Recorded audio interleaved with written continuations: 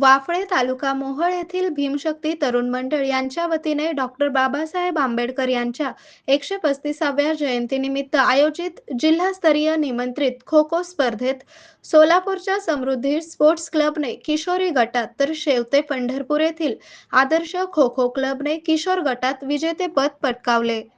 सोलापूर जिल्हा ॲमेच्युर खो खो असोसिएशनच्या मान्यतेने या स्पर्धा वाफळे जिल्हा परिषद प्राथमिक शाळेच्या मैदानावर पार पडल्या। या स्पर्धेत किशोरी गटातून 12 तर किशोर गटातून 16 अशा एकूण 28 संघांनी सहभाग नोंदवला होता।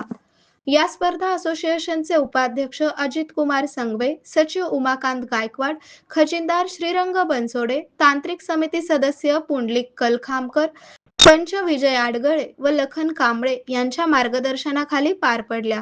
वाफळे येथील शालेय व्यवस्थापन समिती उपाध्यक्ष बाळासाहेब जाधव, मुख्याध्यापक रामेश्वर चव्हाण, विश्वजित देशमुख, भीमशक्ती मंडळाचे अध्यक्ष अनिल माने, खजिनदार अण्णा नाईक नवरे, श्रीकांत जवंजाळ व राज्य मागासवर्गीय शिक्षक संघटनेचे राज्याध्यक्ष शामराव जवंजाळ यांनी या स्पर्धा यशस्वीतेसाठी प्रयत्न केले।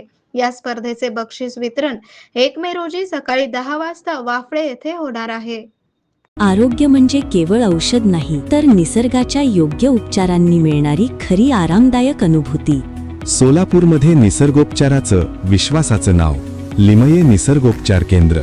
इथे उपलब्ध आहेत विना औषध उपचार पद्धती, ॲक्युप्रेशर, ॲक्युपंक्चर, कपिंग आणि मसाज थेरपी।